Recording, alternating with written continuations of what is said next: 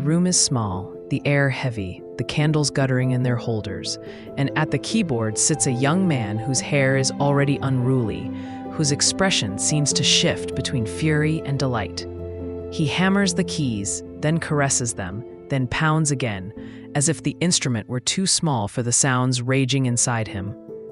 The audience leans forward, astonished. They had heard brilliance before, but this was something else. Wild, elemental, urgent. The player is Ludwig van Beethoven, newly arrived in Vienna, and in the space of a few years, he will redefine what music means.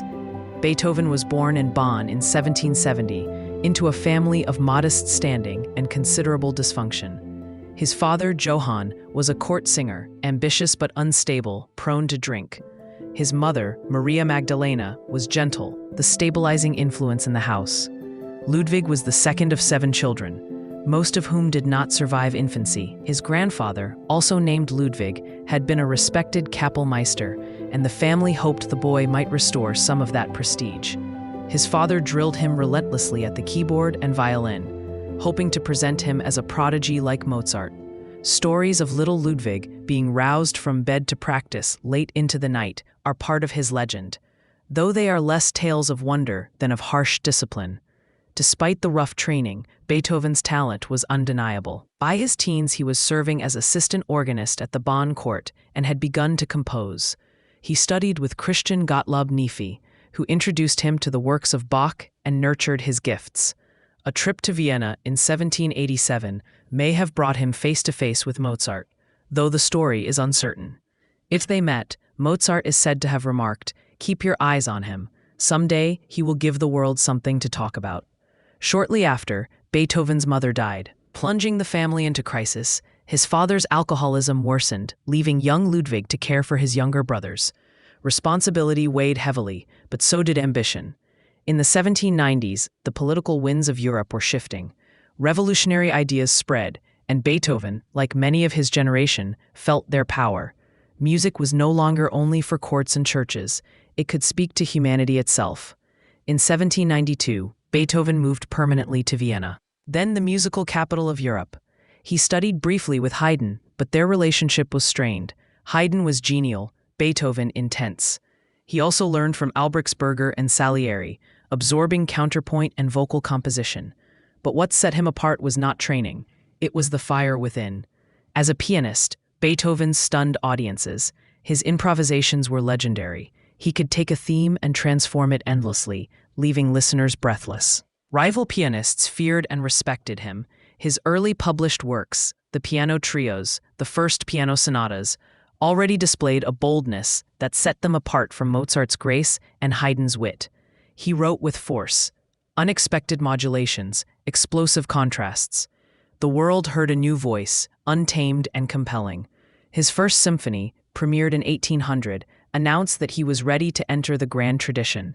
It honored Haydn and Mozart but pushed further, with harmonic surprises and dynamic energy.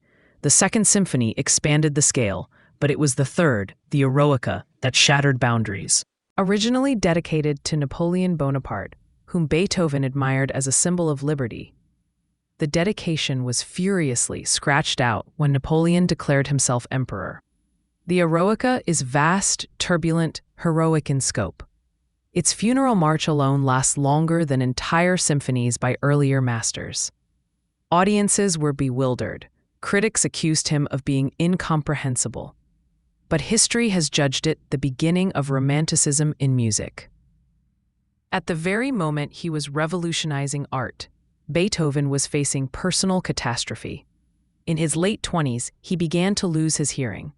At first, it was a ringing, then a dullness, then increasing silence. For a musician, it was a cruel fate. In 1802, while staying in Heiligenstadt, he wrote a letter to his brothers, now known as the Heiligenstadt Testament, confessing his despair, even thoughts of suicide. But he resolved to live for his art. It seemed impossible to leave the world until I had produced all that I felt called upon to produce. That vow would define the rest of his life. Deafness isolated him, made him irritable, suspicious, volatile.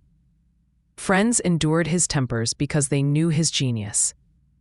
He communicated by writing in conversation books. Yet even as his world grew silent, his music grew more profound. The middle period of his career, the so-called heroic period, gave us the Fifth Symphony, with its famous four-note fate motif, hammering destiny itself into music. He composed the Pastoral Symphony, evoking the countryside he loved, with birdsong and thunder captured in orchestral color. He wrote the Appassionata Sonata, the Razumovsky Quartets, the Emperor Concerto. Each work expanded what music could say, how long it could last, how deep it could feel. Beethoven was not a man of easy temperament. He quarreled with patrons, scolded publishers, alienated landlords. He moved from apartment to apartment across Vienna, leaving trails of complaints about his unkempt habits. He never married, though he fell in love several times. The mystery of his immortal beloved, revealed in a passionate, unsent letter, has tantalized biographers for centuries. He struggled to care for his nephew Karl, in a bitter custody battle that brought heartbreak. His personal life was chaotic, yet the music that emerged was ordered, monumental, transcendent. By the 1810s, his deafness was nearly complete. Concert performance was no longer possible. Yet in the silence, his imagination soared. He entered what scholars call his late period, producing works of staggering depth. The Missa Solemnis, his grand setting of the Catholic Mass, he described as his greatest work, a testament of faith beyond dogma, lyrical passages that seemed to come from another world. One quartet movement he titled A Conversation with God. Musicians wept playing them. Critics were bewildered. Today they are considered some of the most profound creations in all music.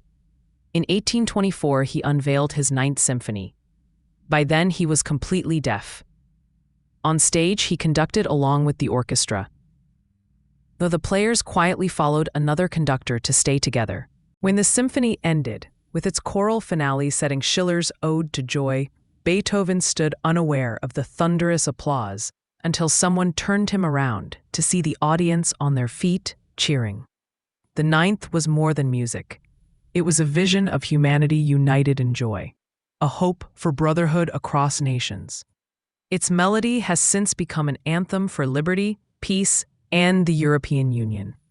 Beethoven died in 1827 at 56. His funeral in Vienna drew tens of thousands, a procession that testified to his stature. He had begun as a provincial prodigy and ended as a cultural hero, his image cast in the mold of prophets and revolutionaries. His music bridged the classical and romantic eras, inspiring Schubert, Brahms, Wagner, and countless others. He proved that art could be both intensely personal and universally human. What makes Beethoven a giant is not only his innovations, the expanded symphony, the dramatic sonata, the profound quartet, but the way he embodied the struggle of the human spirit.